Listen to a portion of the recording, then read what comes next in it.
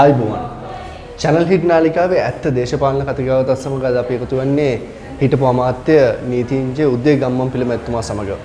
අපි බලමු ඇත්ත දේශපාලන කතිකාවතේ ඇත්ත කතා කරන්න අපි බලමු කොච්චර දුර උදේ ගම්මන්පිල මන්ත්‍රීතුමා කැමති වේද කියලා. ආයිබෝවන් මන්ත්‍රීතුමා. ආයිබෝවන්. මම කැමති අපේ ඇත්ත දේශපාලන කතිකාවත කරගෙන යන්න මුලින්ම ගත්තොත් එහෙම ඔබතුමාගේ පාසල් කාලය ගැන කතා කරොත් එහෙම ඔබතුමා ගිනිගත් තේන ප්‍රාථමික විශ්වවිද්‍යාලයෙන් පහ ශ්‍රේණිය සමත් වෙලා DS සේනානායක පාසලට එනවා. එතකොට A level කියන සංදිස්ථානයේදී ඔබතුමා විශේෂ තැනකට එනවා රටේ. ඒ ගැන මතක් කරොත් එහෙම ඇත්තට මගේ ජීවිතය වෙනස් කරේ ශිෂ්‍යත්ව දෙකක්. පහේ ශිෂ්‍යත්වයේ විශිෂ්ට ලෙස සමත් වුණු නිසා මට ගමෙන් කොළඹට එන්න ලැබෙනවා. උසස් පෙළ විභාගයේ විශිෂ්ට ලෙස සමත් වෙච්ච නිසා මට ශිෂ්‍යත්වයක් ලැබෙනවා ලංකාවෙන් ඕස්ට්‍රේලියාවට යන්න. මගේ ජීවිතේ හැඩතල හදද්දී මේ ශිෂ්‍යත්ව දෙක තමයි මගේ ජීවිතේ වෙනස් කරේ. මම 1988 දී උසස් පෙළ විභාගයෙන් ලංකාවේ පළවෙනියට සමත් වෙනවා. ඒ අනුව ඕස්ට්‍රේලියානු ආණ්ඩුව මට ශිෂ්‍යත්වයක් දෙනවා මොනාෂ් විශ්වවිද්‍යාලයේ පරිගණක ඉංජිනේරු විද්‍යාව බැචලර් ඔෆ් කම්පියුටිං කියන උපාධිය සඳහා ශිෂ්‍යත්වයක් ලබා දෙනවා. ඉතින් මම ඕස්ට්‍රේලියාව ඉගෙන ගන්න අතරෙම මට ඒ විශ්වවිද්‍යාලෙම ඉගෙනීමට අවස්ථාව ලැබුණා. ඒ අනුව තමයි ඒ උසස් පෙළ විභාගයේ මගේ ජීවිතයේ ලොකුම සම්දිස්ථානයක් කියලා විශ්වාස කරනවා. අනේ දැන් මන්ත්‍රීතුමා මොනාෂ් විශ්වවිද්‍යාලය ගැන මතක් කරපු ඉඳන් මම අහන්න කැමතියි. ඔබතුමාගේ දේශපාලන ජීවිතය මම හිතන්නේ පටන් ගන්නවා මොනාෂ් විශ්වවිද්‍යාලයේ ඊට වඩා මෙහෙම කුඩා කල කරපු දේශපාලනය මොනාෂ් විශ්වවිද්‍යාලයේදී ඒ ලෙසම කරා. ඇත්තම අපි හැදුවා සංවිධානයක් Network of Overseas Students in Australia. ඕස්ට්‍රේලියානු සිට විදේශ ශිෂ්‍යයන්ගේ ජාලය. මම ඒකේ කැඳවුම් කරු විදිහට හිටියා 1993. ඉතින් මට ඕස්ට්‍රේලියාවේ සියලුම විශ්වවිද්‍යාල වලට යන්න අවස්ථාව ලැබුණේ හරිම දුර්ලභ දෙයක්. මොකද හැම විශ්වවිද්‍යාලවල විදේශී ශිෂ්‍යයෝ ඉන්නේ. එයාගේ ප්‍රශ්න ඇති වුණා මම තමයි ගිහිල්ලා විදේශී ශිෂ්‍යයන් වෙනුවෙන් පරිපාලනයත් එක්ක කතා කරේ. ඒ වගේම 1992 දී 1991 මෙල්බන් නගරයේ තිබ්බ මතන ලක්ෂයකට වඩා සහභාගී වුණු යුද විරෝධී පෙළපාලියක් ඇමරිකාව විසින් ඉරාකයේ ආක්‍රමණය කිරීමට එරෙහිව පෙළපාලිය. ඒකදී විදේශී ශිෂ්‍යයන් වෙනුවෙන් කතාව ලැබුණේ මට මම හිතන අදටත් මා අමතරා තියෙන විශාලතම සෙනග ඒ සෙනග තමයි. ඔය තාම ඡායාරූප තියෙනවා ඒ රැස්වීම ඇමතීමේ. ඉතින් මා පාසල් යන කාලේ ඉඳන්ම දේශපාලනය කරා. ඇත්තෙන්ම දේශපාලන අවබෝධයක් නැතත් අවුරුදු 7 දී අර චතුරසේනාරත්න වගේ එකක් නෙවෙයි අවුරුදු 7 දී මගේ පොඩි කාලේ කැමැතිම පාට නිල් පාට. ඒකෙන් තමයි ශ්‍රී ලංකා නිදහස් පක්ෂය වුණා. ඒ 77 ශ්‍රී ලංකා නිදහස් පක්ෂය පරාජය වෙද්දී මට මහා ලොකු දුකක් දැනුණා. මම ඇඬුවා. ඒ වගේම ඊට පස්සේ අවුරුදු 10 දී මම සම සමාජ පක්ෂයට ආකර්ෂණය වුණා. ඒ කියන්නේ ගිහිල්ලා බැඳුණා නෙවෙයි. මම සූර්යමල් ව්‍යාපාරය පිළිබඳ ඒ කාලේ සිළුමිණ පත්තරේ ඒ කාලේ විකින ලොකුම පත්තරේ සිළුමිණ නන්දසේන සූර්යච්ච මහත්තයා ලියුව ලිපි පෙළ සූර්යමල් ව්‍යාපාරය ගැන. ඒ සම සමාජ පක්ෂ නායකයන් රටට තියෙන ආදරයත් දුප්පත් ජනතාව වෙනුවෙන් තියෙන කැපවීමත් දැකලා මම සම සමාජ පක්ෂයට ආකර්ෂණලා මාක්ස්වාදය ගැන පාසලේ පුස්තකාල තිබුණු පොත් කියවන්න ගත්තා. ඒ නිසාම මම 1984 දී මට අවුරුදු 14යි මම ලංකා ජාතික ශිෂ්‍ය සංගමයේ කියන ශ්‍රී ලංකා කමියුනිස්ට් පක්ෂයේ ශිෂ්‍ය සංගමයේ උපසභාපති තනතුරටපත් වෙනවා. ඒතර ලොකු අයියලා හිටියේ. නමුත් මම තා ක්‍රියාකාරී වැඩ කරන නිසා මට ඒ තනතුර ලැබුණා. ඉතින් එදා ඉඳන්ම මම බොහෝ දේශපාලන වශයෙන් බොහොම සක්‍රීය චරිතයක් පාසල් කාලේ හැම වෙලෙම ඉතින් පාසලේ අරගල කරන එක තමයි වැඩි. ඒ කියන්නේ DS සේනානායක විද්‍යාල නිර්මාතෘ විදුහල්පති RIT අලස් මැතිතුමා. දැන් අපේ මව්බිම් පුවත්පත හිමි ටිරාන් අලස් මැතිතුමාගේ තාත්තා ගේට්වේ ආයතනයේ හිමි ආචාර්ය හර්ෂ අලස්ගේ තාත්තා. ඉතින් මට විදුහල්පතිතුමා දවසක් මට කියලා තියෙනවා ගම්මන්පිල ඔයාටයි මට දෙන්නට මේ ඉස්කෝලේ පාලනය කරන්න බෑ. එක්ක මට කරගන්න දීලා ඔයා යන්න ඕනි. නැත්නම් ඔයාට කරගන්න දීලා මම යන්න ඕනි කියලා. ඉතින් ඊටම සක්‍රීය ඒකතර කීතගේ වැඩබ්බර පාසල් ජීවිතය අමතක නොවන සිද්ධියක් මම හිතන්නේ විදුහල්පතිවරයෙක්ගෙන් ඒ වගේ දෙයක් අහන්න ලැබීම ශිෂ්‍යයෙකුට ජීවිතය අමතකම නොවන සිදුවීමක්. අනිවාර්යයෙන්ම ඉතින් එතුමාට අපි හරි ආදරේ. එතුමාත් මට ගොඩක් ආදරේ. හැබැයි ඉතින් මම ඒ කාලේ එතුමාට දැවැන් ලොකුම කරදරෙත් මම තමයි. මට හොඳට මතකයි ඒ කාලේ තියෙන ජවිපේ කලබල ඉඳන් බස් එකමත් නැහැ. 88 කාලේ. දවසක් විදුහල්පතිතුමා අපේ ගෙදරට එතුමාගේ වාහනේ වල තිබ්බා උදේ කෑමට සර්ලා ගෙදරට එන්න කියලා. ඉතින් විදුහල්පතිතුමා උදේ කෑමට ගෙදරට එන්න කාර් එක එව්වා. මම දැනගත්තා මොකක් කර ලুকু ලෙඩක් තමයි කියලා. මම දැන් උදේ පාන්දර ලෑස්ති වෙනවා යන්න.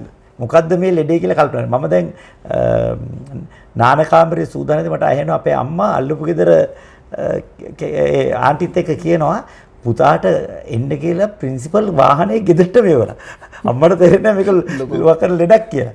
ඊට පස්සේ ගියාන් පස්සේ මාත් එක්ක ඇහුවා පුතා මම හිතාගෙන ඉන්නේ ජනාධිපතිතුමාව ගෙන්නන්න ප්‍රයිස් ගිවින් එකේ ප්‍රධාන මුත්ත විතර පුතා මොකද හිතන්නේ?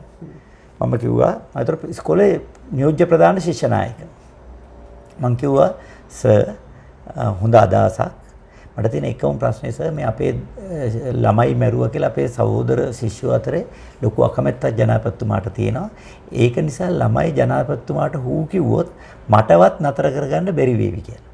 දැන් ඒතර සර් තේරුම් ගත්තා මූ මේ නොකියා කිව්වේ ඔයා ගෙන්නුවොත් මම හූ කියනවා කියන එක තමයි කියලා. ඊට පස්සේ මම ඕස්ට්‍රේලියාව ගියේ 1990 ජනවාරි මාසේ. මාර්තු මාසේ අපේ පාසලේ තිබ්බ තෑගි ප්‍රදානෝත්සවයේ ප්‍රධාන මුත්ත විදියට ජනාධිපතිතුමා ආවා. ඉතින් මම ඉන්නකම් ගෙනාවේ නැහැ. පණිවිඩය තේරුම් ගත්තා. ඉතින් පොඩ්ඩක් දඩබ්බර චරිතයක්. ඉතින් හැබැයි බොහොම සටන්කාමී චරිතයක්. දඩබ්බර කියනකොට සටන්කාමී කීයතයි. මම විනයානුකූලව ජීවත් වුණා පාසලේ.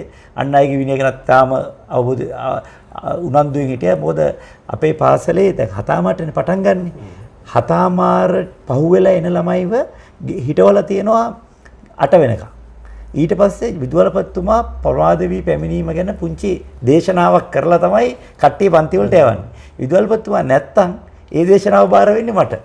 අපේ කතාබහ ඇතුළත අපිට දැක්ක දෙයක් තමයි උදේ ගම්මන් පිළවන්තුමා පාසල් කාර්යය හරිම දඩබ්බර චරිතයක් වගේම ක්‍රියාකාරී චරිතයක්. මට අහන්න කැමතියි මන්ත්‍රීතුමා මේ ජාතිකත්වයේ මේ දේශපාලනයේට ගෙදරින් යම් බලපෑමක් වුණාද? ගෙදර අස්වැසිල්ලක් වුණාද මේ ගමන පටන් ගන්න? ඇත්තම එහෙමම නැහැ. මගේ පියාත් මවත් විදුහල්පතිවරුන් පියා ශ්‍රී ලංකා නිදහස් පක්ෂ බර දේශපාලනය කරේ. මගේ මව එක්සත් ජාතික පක්ෂයටයි බර. මගේ මාමා එක්සත් ජාතික පක්ෂ සංවිධායක විදිහට හිටියා නාවලපිටියේ. ඒ වගේම මාමා තමයි ජේ.ආර්. ජයවර්ධන හිටපු ජනාධිපතිතුමාගේ වතු බලාගත්තේ. 1977 ජේ.ආර්. ජයවර්ධන මැතිතුමා දිනපු වෙලාවේ ජේ.ආර්. දිනුම් කියලා දෙමින පත්‍රේ ලොකු ඡායාරූපයක් ගියා. ඒකේ තුමා පිටිපස්සේ මේ වී අකුරු දෙකක් පෙන්නගෙන ඉන්නේ මගේ පොඩි මාමා. එතකොට මම්මට තිබ්බේ එක්සත් ජාතික පක්ෂ පසුබිමක්. තාත්තට තිබ්බේ ශ්‍රී ලංකා නිදහස් පක්ෂ පසුබිමක්. ඒතර ධර්මසේකරතුමා දැන් මහාන වෙලා ඉන්න මාලේවන ධම්මවිචය හාමුදුරුවෝ අනගාരിക ධර්මසේකරතුමා අපේ තාත්තගේ ළඟම ඥාති. ඉතින් ඒ පැත්ත ශ්‍රී ලංකා නිදහස් පක්ෂයට වමට බර, මේ පැත්ත එක්සත් ජාතික පක්ෂයට බර. හැබැයි ගෙදර අපිට එහෙම දේශපාලන බලපෑමක් තිබුණේ නැහැ. මම ඉතින් කුඩා කාලේ සිට වාමාංශිකයි. ඊළඟට අපේ මම ඕස්ට්‍රේලියාවට ගිහිල්ලා ඒ ජීවත් වෙන අතරේ තමයි මාක්ස්වාදය යථාර්ථවාදී නෑ, මේක මහ පොළොවේ කරන්න බැරි බොරු න්‍යායක්ය. ඒ කාලේ ඊට වඩා මේ අපේ බුදුදහම අපේ සංස්කෘතිය තුල ලෝකෙටම දෙන්න පුළුවන් න්‍යායන් තියෙනවා කියලා දැකලා ජාතිකවාදියෙක් බවට මම පත් උනේ 1992 93 කාලවකවානුවේ. එතෙක් මම මාක්ස්වාදියෙක්. ඒකට ඇත්තෙන්ම මේ මම කරපු අවුරුදු 14 බුදුදහම අතහරිනවා මේ බුදුදහම වැඩවසම් ආගමක් කියලා. හැබැයි මම 1991 දී නැවත බුදුදහම වැළඳ ගන්නවා. බුදුදහම තමයි මේ ලෝකේ තියෙන උතුම්ම දර්ශනය. ඒ නිසා මම හිතනවා මේ අපේ රටේ ගොඩක් ඉන්නේ අර උප්පැන්න සාතිකේ නම් බෞද්ධ කියලා තියෙන නිසා බෞද්ධය මම සමහර මේ රටේ විශ්වාසයක් තියෙනවා මම මේ ප්‍රැක්ටිසින් බුද්දිස්ට් ඒ කියන්නේ මේ නමට බෞද්ධ නෙවෙයි බුදුදහම අනුව ජීවත් වෙන කෙනෙක් කියලා.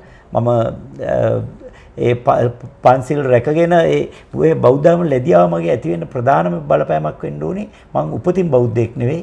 මම අවබෝධයෙන් බෞද්ධයෙක් වෙච්ච කෙනෙක්. මේ ආගම කියන තැනට ආපු හින්දා මම අහන්න කැමති මේ ප්‍රශ්නේ.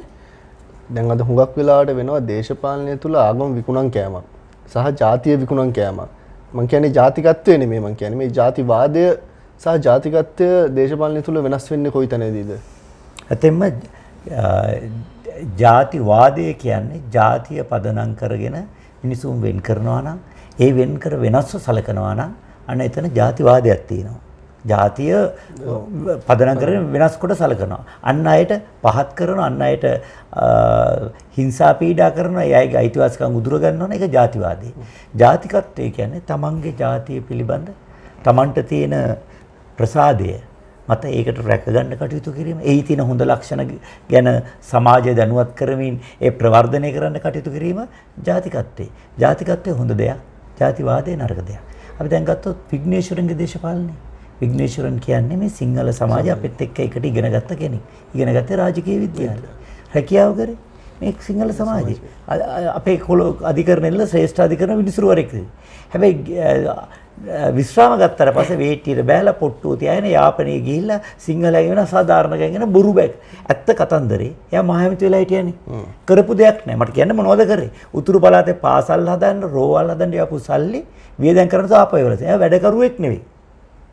ඒ නිසා ඔහු ජාතිවාදයේ දැන් වැඩක් නොකර ජනතාව අතරට යන්න ගියාම ප්‍රශ්න වෙන නිසා ඔහු දෙමළ ඊළම් පිළිබඳ දෙමළ ජාතියට ස්වර්ණීර්ණ අයිතිය පිළිබඳ සිංහල ආධිපත්‍යය පිළිබඳ ලොමු දැහැවෙන කතා කරලා අර සැබෑ ප්‍රශ්නේ යටපත් කරනවා.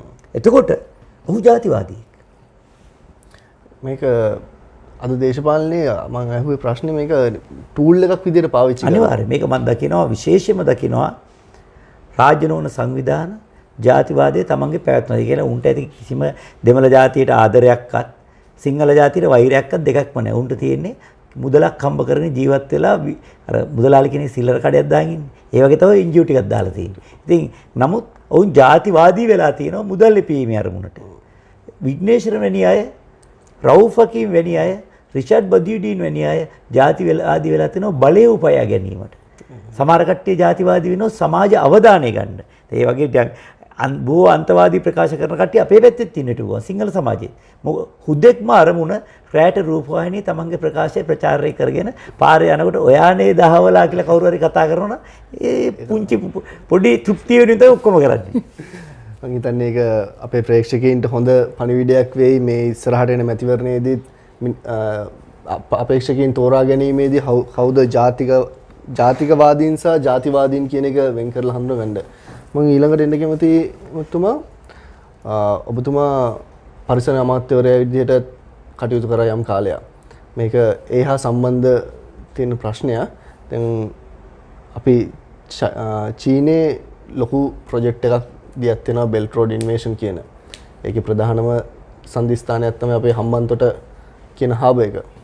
ඒ වගේම ඒක අපි දන්නවා අපිට ඒක මොන ආණ්ඩුවෙන් ආවත් ඒක නවත්තන්න බෑ. ඒක මුළු ලෝකෙටම ඒගොල්ලෝ කරගෙන යන ප්‍රොජෙක්ට් එකක්. හැබැයි චයිනත් එක්ක අපිට ප්‍රශ්නයක් එනවනේ එතුමා මේ wildlife illegal wildlife trading කියන එක. චයිනා කියන්නේ ඉල්ලීගල් වයිල්ඩ් ලයිෆ් ට්‍රේඩින් වලට නම ගිය රටක්. අපි කොහොමද ඉස්සරහට මේක නවත්ත ගන්න අපේ රටේ මැනේජ් කරගන්න? දැන් ලෝකයේ අපි ඒ සම්බන්ධයෙන් ජෛව විවිධත්ව ඒකකයක් රේගු දෙපාර්තමේන්තුවේ වෙනම පිටලා තියෙනවා. සමන්ත ගුණසේකර කියන නිලධාරියා මැදිහත් වෙලා තමයි පරිසරවේදියෙක් රේගුවේ නිලධාරියෙක් බවට පත් වෙලා හිටියා. ඔහු දැක්කා අපිට ආවේනික වෙච්ච සතුන් ශාක පිටරට ගෙනියනවා අරමුණු දෙකකට. එකක් වාණිජ්‍යමය අවශ්‍යතාව සඳහා. අනිත් එක තමයි ඒවා ඒ රටවල ඇති කරන. අපි කියමු ශ්‍රී ලංකාවට ආවේනික දෙයක් වුණාම ජෙනටික් ස්ටීලින් කියන එක. ඔව්. එතකොට අපිට ආවේනික දෙයක් වුණාම ඒ දැකිය හැක්කේ ලංකාවේ පමණයි නා. ඒ ලංකාවට සංචාරකව ආකර්ෂණයට හේතු වෙන්න පුළුවන්. එහෙම නැත්නම් විදේශ විනිමය උපය ගන්න මේ අපි කරමු කොතල හිඹුටු. අද ජපානයේ ලොකු ඉල්ලුමක් තියෙනවා. ඒතර කොතල හිඹුටු අපි ජපානයට මොකක් හරි නිෂ්පාදනය කරලා යවන්න නැතුව කොතල හිඹුටු දඬුවේ යවලා ජපානය ඒකට අවශ්‍ය පරිසරයේ කෘත්‍රිමව හදලා ඒවා වගා කරගත්තොත් ශ්‍රී ලංකාවට ලැබෙන තිබු ආදායමක් අයින් වෙනවා. ඒ වගේම අතර සතුන්ට පීඩා කිරීම පවා සිද්ධ වෙනවා ඔය ජාවාරම් ඇතුලේ. ඒතර මේක චීනය කියලා තැනකට ලඝු කරන්න බෑ. මේක මුදල් ලැබෙන විශේෂයෙන්ම බටහිර යුරෝපීය රටවලට බරපතල විදිහට යවනවා. ඒ වගේම සමහර සත්ත්ව කොටස් වල ඔය ඉන්දියාව බරපතල ගන්න මොකද එක එක යාග හෝම වලට භාවිතා කරන. ඉතින් අපේ ජෛව විවිධත්වය මහා සම්පතක් ශ්‍රී ලංකාව දූපතක් වීමෙන් අපට ආවේනික සතුන් අපට ආවේනික ශාක විශාල ප්‍රමාණයක් තියෙනවා. ඉතින් ඒක පිළිබඳව අපේ පරිසර මතන ජෛව විවිධත්ව ඒකකයේ රේගුවේ ජෛව විවිධත්වයේ එක්ක මේ සම්බන්ධයෙන් කටයුතු කරමින් ඉන්නවා. ඉතින් ලෝකයේ ඇතිවෙච්ච දා ඉඳන්ම නීතිත් තියෙනවා. නීති කඩන්නොත් තියෙනවා. ඉතින් මේක දැනට මේ පිළිබඳ අවධානය යොමු කළ විශේෂ ඒකක දෙකක් පරිසර අමාත්‍යාංශයේ රේගුවෙත් තියෙනවා. ඒ වගේ ඔබ දකින්න විවිධ අපිට ආවේනික සත්ත්ව කොටස්, ශාක කොටස් පන පිටින් මරලා අරන් යද්දී වරින් වර රේගුව පොලිසිය මැදිහත්වල අත්අඩංගුවට ගන්න මේ පිළිබඳව වැඩ පිළිවෙලක් තියෙන නිසා. ඔව් මම කිව්වේ දැන් මේ වෙනකන් අපි ඇත්තට හොඳ නියාමනයක් ඒ සම්බන්ධයෙන් වෙනවා. ලංකාව ඇත්තට හොඳ තත්ත්වයක් තියෙන 2012 දී අපි විශාල මේ ඇද්දල ප්‍රමාණයක් එහෙම අපි අල්ලගත්තා. ඒ වගේ විශාල අපි ඇත්තට හොඳ නියාමනයක් තියෙනවා. මම අහන්නේ මේ අර ප්‍රොජෙක්ට් එකෙන් පස්සේ අපිට කොච්චර ඒක නියාමනයක් කරගන්න පුළුවන් වේද කියන එක. ඇත්තෙන්ම හම්බන්තොට වරාය කේන්ද්‍ර කරගෙන ඔබ මේ ප්‍රශ්නේ අහන්නේ. ඔව් හම්බන්තොට වරාය BRE එක අදාළ වෙන එකනේ. Belt and Road Initiative කියලා කියන්නේ. එතෙන්දී ඇත්තෙන්ම චීනය අපි දැන් මේ අපේ මේ වරාය හම්බන්තොට වරාය ප්‍රධාන වශයෙන්ම චීනයට වැදගත් වෙන්නේ චීනයේ මේ දිනවල තායිලන්තේ ක්‍රා කියන ස්ථානයේ ඇලක් කපමින් ඉන්නවා. මේ ඇල කැපුවට පස්සේ සිංගප්පූරුව හරහා නෙවෙයි උන් එන්නේ කෙලින්ම සිංගප්පූරුවෙන් ආවට පස්සේ ක්‍රා ඇල දිගේ ආවම තායිලන්තයේදී තෙල් ගැහුවට පස්සේ ආයි තෙල් ගහන්න හම්බන්තොට වෙනකම් තැනක් නැහැ. ඒ අතරමැදි ස්ථානයේ විදිහට තමයි හම්බන්තොට පාවිච්චි කරන්න ඉන්නේ. එතකොට ප්‍රධාන වශයෙන්ම නැව්වේ ඉන්න කාර්ය මණ්ඩලේ මාරු වෙන්න. අපි කියමු චීනේදී නැග්ගෙක් වුණ මැදිදී ආරංචි වුණ නැව මැදිදී අම්මගේ මල ගෙදර. දැන් යාට ආපහු චීනට යන්න ඕනේ. ඒතර හම්බන්තොට වරායත් ගාවම තියෙන ගුවන්තොට පොළ. ඒතර අපේ වරායේදී තෙල් ගහනවා, කෑම ටික දෙනවා, වතුර ටික දෙනවා. ඒ අතරේ කාර්ය මණ්ඩලේ එයා අයින් වෙනවා. ඊනුට ගුවන් යානකින් චීනෙන් ඉඳන් ආපු කෙනා නැවට නගිනවා. මෙයා නැවෙන් බැලලා ගුවන් යාන නැගලා චීනට යනවා. මෙන්න මෙවැනි සංකල්පයක් තමයි හම්බන්තොට වරායට අපි කියන්නේ නාවික කේන්ද්‍රයක් විදිහට භාවිත කරන්නේ. ඉතින් අපේ රටේ ජෛව විවිධත්ව ජාවාරමට ඒ අනුබලයක් වෙයි කියලා මම හිතන්නේ. ඉතින් ඕන බවට වග බලා ගන්න තමයි රේගුව සහ පරිසර අමාත්‍යාංශය ඉන්නේ. බොහොම ස්තුතියි. ඇත්තටම අපි හොඳ කතා බහක යෙදුණා මම හිතන්නේ. මේ ඔබතුමාගේ දේශපාලන ජීවිතය සහ මේ වගේ සුළු මම හිතන්නේ ඉස්සරහට එන ප්‍රශ්නයක් මේක සුළු ප්‍රශ්නයක් නෙමෙයි.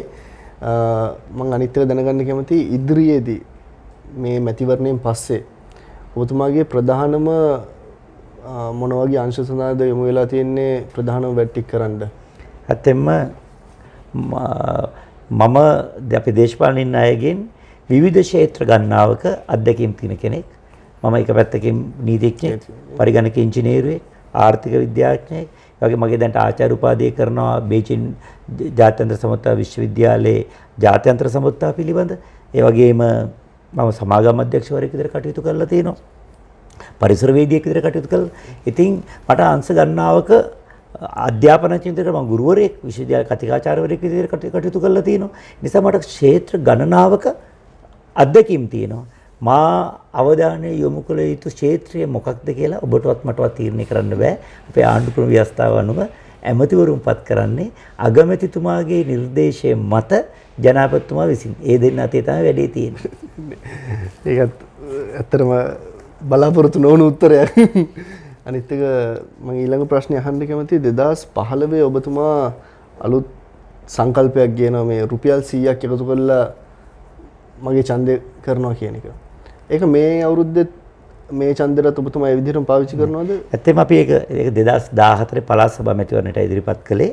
එතෙන්දී ඇත්තටම අරමුණ උනේ අපේ රටේ මැතිවරණ වලට විශාල වියදමක් යනවා. මේ වියදම සපයා ගැනීම සඳහා ජාවාරම් වැඩි මුදල් තියෙන ජාවාරම් කරවන ඊසි මනි කියන්නේ. ඉතින් පහසුවෙන් ඉපියු මුදල් තියෙන්නේ ජාවාරම් කරමු. ජාවාරම් කරුව ඇවිල්ලා දේශපාලකයන්ට ලෝස් නැතුව මිලියන ගණන් වියදම් කරනවා. ඊට පස්සේ අර മന്ത്രിවරයෙක් ඇමතිවරයෙක් වුණාට පස්සේ අර ජාවාරම් කරුව සිරකරුවෙක් වෙනවා.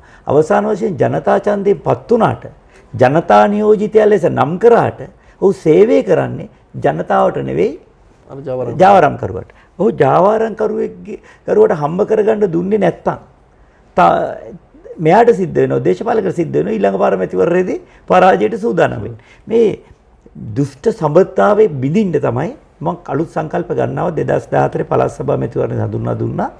ඊට කලින් ඔබට මතක ඇති 2009 පළාත් සභා මැතිවරණය මම තමයි හඳුන්වා දුන්නේ පොලිතීන් රතිඤ්ඤා සහ පෝස්ටර් නැති පරිසරිතකයි මැතිවරණ. ඒක බොහෝ දෙනෙක් ආදරයෙන් වැළඳගත්තා. අගය කරා ඒ ප්‍රතිඵලයක් විදිහට පහුගිය ජනාධිපතිවරණයේදී ඒක ජාතික ප්‍රමිතිය බවට ගෝඨාභය ජනාධිපතිතුමා පත් කළා. ඒ වගේම මෙවර 2014 දී මම උත්සාහ කරා ජනතාවට ජනතා නියෝජිතේ පත් කරගන්න ඕන නම් ඡන්දෙ විතරක් දීලා මදි මැතිවරණ ව්‍යාපාරයට යන බරපැනක් ජනතාවම දැරිය යුතුයි. ඒ නිසා හැමෝම ඡන්දදායකයෝ මට ඡන්දයක් දෙන හැම කෙනෙක්ම ඡන්දයට අමතරව මට තව රුපියල් 100කුත් දෙන්න. ඉතින් මම එහෙම ලක්ෂ 43ක් එකතු කරා. ඉතින් ඔව්. ඒ වගේම මම තව දේ සංකල්පයක් කිව්වා. මට රුපියල් 10000ට වඩා දෙන අයගේ නම් මම ප්‍රසිද්ධ කරනවා. එතකොට ඒ අයට මං අනිසි උදව්වක් කරනව නැද්ද කියලා මුළු රටටම බලන්න පුළුවන්. අදටත් මගේ වෙබ් අඩවියට ගියොත් 2014 මට 10000ට වඩා දුන්න අයගේ නම් ලැයිස්තුව තියෙනවා. තුන්වෙනුව මම මගේ වත්කම් බැරකම් ප්‍රසිද්ධ කරා. හතරවෙනුව මගේ මැතිවරණ ව්‍යාපාරයේ වියදම සුවන් විගණනයක් කළා කියවුරින්. ඒ කියන්නේ මේ වියදම් කරා කියන එක ඇත්තද බොරුද කියලා හොයාගන්න පුළුවන් වෙන්න බිල්පත් ලදුපත් ඉන්වොයිස් සමග ප්‍රසිද්ධ කරා. මා දන්න අතරමේ සමස්ත ලෝකයේම ඒ දේ කළ එකම අපේක්ෂකයා මම පමණයි. මැතිවරණ අපේක්ෂකයා මම පමණයි. කවුරු හරි ඉන්නවනේ මට කියන්න නෑ ආවල් රටේ ආවලත් ওই කල්ට කළද මා දන්නා පමණයි මා පමණයි. හැබැයි මේක කාටුන් කට්ටිය දැක්කේ හිඟා කෑමක් විදියට. මේක උපහාසයට අපහාසයට ලක් කළා. ඒ නිසාම ඒ වගේම ලක්ෂ 43 ප්‍රමාණවත් උනේ නෑ ඡන්දේ කරන්න. කාරණා දෙකම නිසා මම ඊට පස්සේ ඒ ක්‍රමය පාවිච්චි කරන ඇත්තම ඒක අගය කළ යුතු දෙයක් ඔබ දන්නවද? හිලරි ක්ලින්ටන්ටත් බැරක් ඔබාමටත් ඇමරිකාවේ ජනාධිපතිවරණයට වියදම් කරන දෙමළ කොටි සංවිධානය අය මුදල් දුන්නා. අපි දැනගත්තේ කොහොමද? ඒ අය ඒ රටේ නීතිය අනුව තමන්ට මුදල් දුන්නාගේ නම් ප්‍රසිද්ධ කළ යුතු නිසා. ඒ වගේම ලෝකේ බොහෝ රටවල තියෙනවා මැතිවරණ වියදම් උපරිම සීමාවක්. එතකොට ඔයා ප්‍රකෝටිපතියෙක් වුණත් ඔයයි මගේ අතර ලොකු පරතරයක් නැහැ. මොකද ඔයාලට සල්ලි තියෙන බව ඇත්ත. හැබැයි ඔයාලට වියදම් කරන්න බෑ. වියදම් කළ හැක්කේ නිශ්චිත මුදලක් තියෙනවා. මගේ එක යෝජනාවක් වුණා ඒක. ඊළඟට ගිණුම් ප්‍රසිද්ධ කිරීම. ඡන්දෙට කොහොමද වියදම් කරේ? එන රටේ ඡන්දදායක දැනගත යුතුයි. ඒ ලංකාවේ කලින් ඒ නීතිය තිබ්බා. 1981 දී නීතිය අයින් කරා ජේ.ආර්. ජයවර්ධන ජනාධිපතිතුමා ආණ්ඩුව. මම මේ කාරණාව වෙනුවෙන් තමයි පෙනී සිටියේ. ඉදිරියේදී ඒවා නීතිගත කිරීමට අවශ්‍ය කටයුතු සම්පාදනය කරන්න බලාපොරොත්තු වෙනවා. ඒක ඇත්තටම බොහොම සද්දායක කාරණයක්. අවාසනාවට මාදරු උත්සාහයට සමාජයෙන් ලොකු සහායක් ලැබුණේ නැහැ. ඒ වෙනුවට මට hina වීම තමයි කරේ. අර කාලයත් සමගත් බලාපොරොත්තු වෙනවා ඒක. ඔව් එදා පෝස්ට් ගලවන්න නැතුව කටයුතු කරපුවා මට කිව්වා ඡන්දේ පරදින්නයි යන්නේ කියලා. නම් එහෙම කිව්ව අයත් දැන් අද පෝස්ටර් ගහන්නේ නැහැ. අන්න ඒකයි.